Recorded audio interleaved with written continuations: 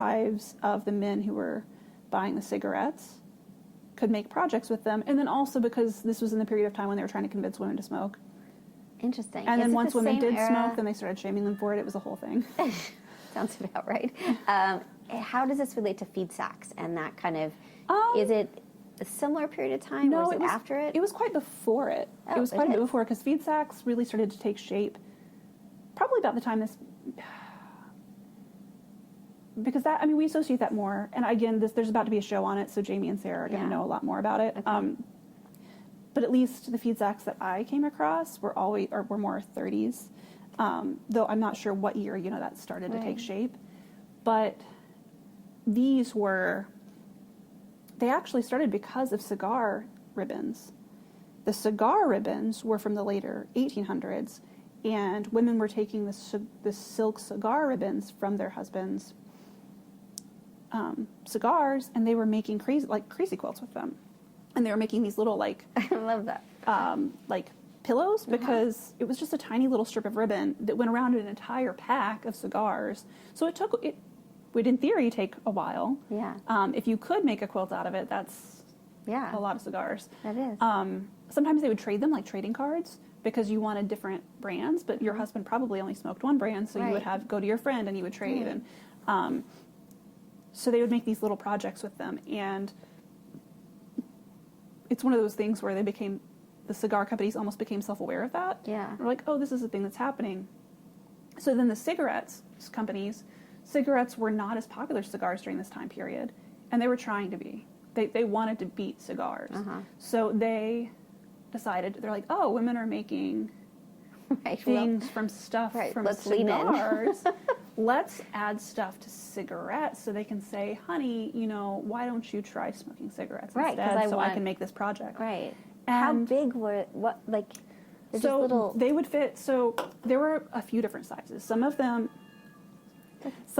would fit in the pack of cigarettes. Yeah. And some of them were did you ever do the box tops for education? Yeah. Where you'd get your box tops and you'd send in for a toy or for a whatever. Do they have that going too? So you would have, instead of having the premium, they would have a ticket or a coupon. And if you got a certain amount, then you sent it in. And they'd send you a big one. And so then some cool. people would have the projects where they would have the big one, and then they would have the little ones around it, or panel quilts, an early panel quilt thing. So they would, so there was a lot of interesting stuff with that. And so one of the quilts downstairs that she made is very similar to a replica of how the quilts were typically made at the time, which is very simple. They just put the squares together and just quilted the squares in a grid, and very straight up, very straightforward. But then she started getting really creative with it, and adding other elements of ribbons and different shapes and colors and things behind them to make them more fun. And how did you find her? How did you learn about this? She sent us a proposal, and I started poking into the research. I'm like, this is just going to be really fun to teach people about. It's something new that's happening right now, but it's also a touchstone back to women at the turn of the century. So I thought that was a really cool connection. Yeah. And I loved the concept of embodied practice isn't the right word, but it's in the neighborhood. Right. You learn things when you're not just reading about it, but you actually do the process that somebody 100 years ago totally did. 100%. And so it's, you have a new 100%. Understanding, and you kind of reach a different level of understanding than you ever could, just no matter how much you read about it. Right. When you do it, there's a connection that you kind of feel with those original people that made them. Right. So, and Jim and I were talking about that, your volunteer yesterday. One of the things that the reason Willow's coming is we got really obsessed with the quilts, as when we couldn't go out and do anything. But what I was obsessed on the copyright side of it, because I could see all of these quilts that I knew the copyright status of them, that because of what I do, and that's my specialty. And Willow is an engineer, has an engineering brain. So we started to be like, well, can you recreate that one? Can you reverse engineer it using EQ8, a software program? And she's done 60 of them now. Wow. And they're from every museum, every major museum, not just quilt museums. And so now we're really interested. And it really did, from her perspective, she started to understand construction and how it changed over time and what kind of things she was, the standardization of things and not. And then I was making them. Like, so she would send me and she made them too, but I was not designing them. And it was amazing to sort of, there's something about making it, and again, they can either be reproduction, they can be inspiration, they can be whatever, and there's lots of different categories that we created, but there's something about doing the pattern the way someone else did that is just so, I think that's why the Dear Jane quilt is such a big deal, and why other quilts, why the 1718 quilt, which is I'm working on doing right now, that we want to experience what that quilter did before, and this one kind of pushes it up, and also teaches people how to do that if they want to do that, and it's been amazing. It's so different. It's what you're saying. It's like there's one from the Smithsonian that I did, and it was like, whoa, like you start, that they did it kind of randomly and just creatively. You're trying to understand why they creatively made those choices. Mm-hmm. It changes it in this huge way, and you think, oh my gosh. And then sometimes I just completely abandon. Like, I've taken all the pieces I've made, and I'm like, I'm not doing that one. I'm just making my own stuff. It's just not, it's not worth it to keep on. I was thinking about your childhood. Like, I'm done with trying to deal with this. Yeah, I can't deal with this one. So we'll just put it all together in a different way. Yeah. But and I dealt with that a lot more on the clothing side, like spending a lot of time in the university's collection, looking at pieces from the areas that I studied, and getting to look in depth at the construction, and it's so cool, because in the era that the very tight window of years that I was studying in the late 20s and early 30s, the piecing and the patterning from that time was so intricate, and they would do bizarre things to achieve effects, and so sometimes you'd be trying to recreate something and you just can't get it, and you're like, why am I not getting this? And then you go and you look and you're like, oh, because it's a curve, right? And so this actually translates into quilting, right? So you have a really weird curve or something, and if you sew the two pieces together, it might be kind of weird, but if you just flip the side under and top stitch it down, it'll behave a lot better. And so and treat it like applique. There are a whole bunch of things like that until you're looking at the garment, you could look at pictures and drawings and illustrations and just not get it.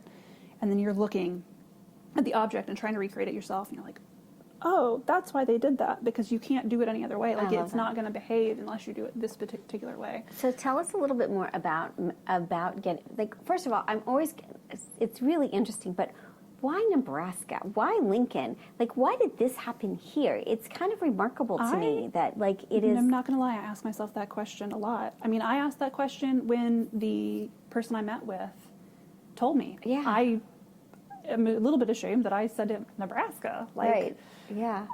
Okay, but then I came here and I fell in love with it. But I have no idea. Yeah. But it is, it was one of the only places, and it actually might have been the only place outside of New York or LA that I could do both, the material culture and costume history and fashion design together as a master's. I looked at a couple schools that had decent material culture and fashion history programs, but you couldn't do fashion design as a master's. And so, but it was really important to me to do both for that experiential, I wanted to do the experiential, I'm going to research these pieces, and I'm going to recreate them, or do my own version. I'm going to take 5 to 10 or 20 dresses from this one year. I'm going to take those principles, and I'm going to design something new, but it follows the principles and the design guidelines of that year. I love that. And but you have to do so much research. You have to look at the pieces, and you have to reach saturation in that year. And you have to, kind of like I did when I was writing, I want to know what they were eating. I want to know what they were making for dinner that night. I want to know all of those tiny little details. How it all fits together to live and breathe and make a life. And it's not just dates, right? You have this full life of people who were walking around doing things before us. So, right. But you find that out through doing and through making. Right. And we're all, this sounds super cheesy, but we're all connected through making. Oh, we are. The fact, again, yesterday was Jim. So I was kind of blown away that his grandmother was born in 1890. He starts to learn how to quilt at 7, and now it's 2023, and I'm talking to someone who learned from someone who was born in 1890. Yeah. And just that span, of 130 years sitting in front of me Yeah. is just, so again, we're not that far from all of our history. No. And it's so important to have scholars like you and museums like this that are really engaged in that conversation, because otherwise we do become an ahistorical society, and that's never good. That really isn't. So. Yeah, exactly. Well, so we've gone, I think, an hour, and it's just been so insanely delightful. Oh, good. I'm so we glad. haven't talked about one part of it, so Okay. let's go to that, which is the intellectual property Right. side. Tell me if you've had any experiences with that, either in your master's program or here at the museum. So, what kind of issues come up, or do they not? I mean, it always intimidated me, so I always would do whatever I could to try and avoid it. Luckily, I mean, for some of the stuff when I was researching in my program, when I was going through the program, some of the era that I was researching was just coming around to Out of copyright. And that was Right. helpful. But when you're doing it for school, it's a little bit different because you do have a little bit of wiggle room of Huge wiggle room.